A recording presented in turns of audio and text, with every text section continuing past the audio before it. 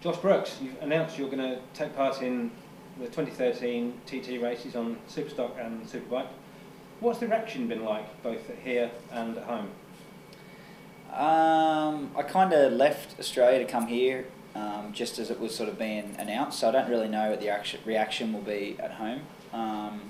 But by following Twitter and stuff like that, I've had great, response. It's almost 100% good responses from people. They're excited. They're been waiting for it, and it's new and exciting or something. There's lots of good things coming from that. So I can only see it getting better. The more it spreads through the people, the more it seems like people are supporting it and happy for it to happen.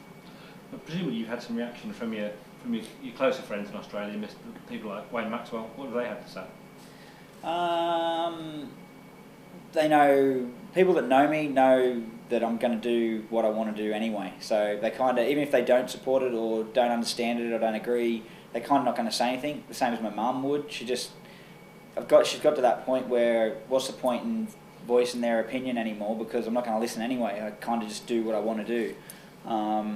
So a few people that I've spoken to that are within my circle of friends have said, that's cool, it's great, you've been talking about it for a while, now you're going to actually get to do it, so that's good. And other people, I haven't really said anything because they know it's not going to change my opinion anyway. Do you see this as you'll be able to now do road racing and BSB together? Will you be able to do the Ulster Grand Prix and other things as well? I haven't put much energy and thought into other road races. There's not really any other road races at the moment that excite me, like the TT does. We haven't committed to doing the Northwest 200, and it's being talked about, but it's not being committed to, and no other races have even really been spoken about yet. Of course, they may come up, and we may consider it as a team and talk about it, good points, bad points, whatever. And but for me, the primary goal for me with doing road racing was to do the TT. Like if they said, you can do Northwest 200 or TT, you got to pick one or the other, it would always be TT. Or if they said you can do 10 road races and just the TT, you make your choice, it would be still just the TT. That's what I'm interested in. That's what gives me, excitement and desire to try. So.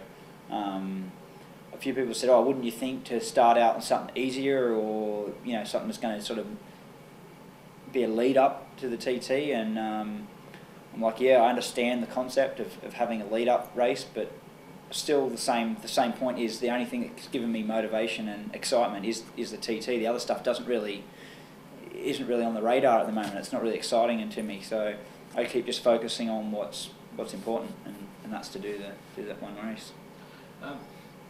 How are you going to approach the mountain course in the run up to your first lap? Well, up to now, I've been there for 4 years as a spectator, as being involved to a fair degree because I'm in the teams but don't ride. So I'm sort of hearing what goes on. I'm learning how the weekend's structured, what's involved with preparing the bikes, what the riders are going through, the emotions. I can see it all, and I'm there standing there watching it, And then each year I've sort of done on average maybe 5 laps myself on just open roads.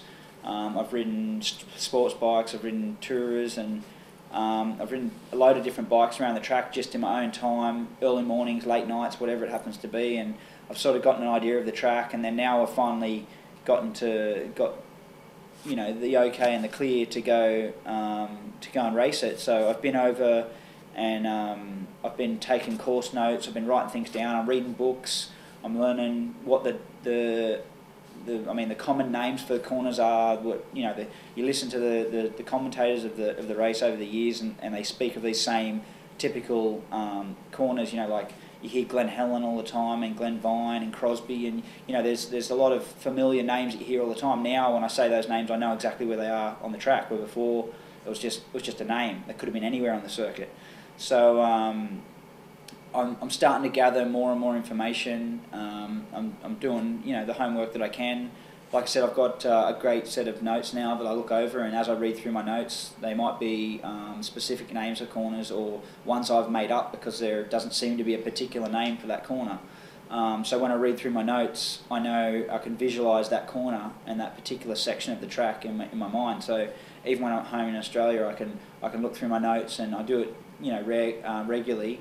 Is, sometimes it's the night before I go to bed, might be when I've got a few hours spare, something to do, I'll look through my notes and think about it. And other things to do is watch the DVDs, which is good now that you've got availability to these DVDs. And I mean, it's not that good to me to watch John McGuinness and Connor Cummins, the fastest guys on the track, because that's not going to be the speed I'm at. But there's a few other guys that are at a slower speed, and that's going to be more maybe the zone that I'm going to be approaching when it comes to race week. So I'm still going through the process, but it's I'm going to be, very much more have a lot more knowledge about the track and so on when it actually comes to getting on the bike for the first practice lap. But it's still going to be a nervous situation where I'm going to be testing it by what I see and by what I feel. So I already know, because I've done 2 parade laps where it has been closed roads. That's been a really good, great thing for me to get that opportunity. And I know from those that there's certain areas of the track which, when you go slow and or you drive through with a car, they seem to be important areas.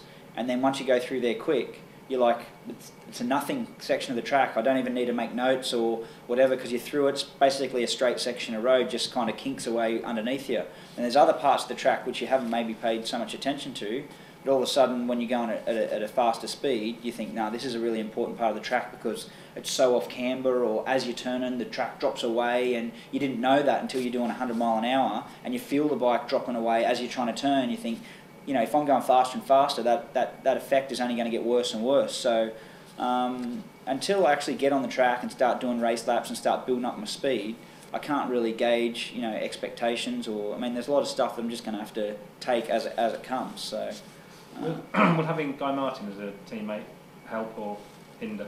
Because Guy will be fairly quick. Yeah, to start with, like I said, my first year is going to be nowhere near what the speed those guys are capable of. But at the same time, they've got the knowledge that I need to learn and obtain. I'm going to have my own techniques for learning things. I'm going to have my own techniques for riding, and my natural way of riding is going to come out in myself anyway. But knowing what they know is inevitably what I want to get, where I want to get to.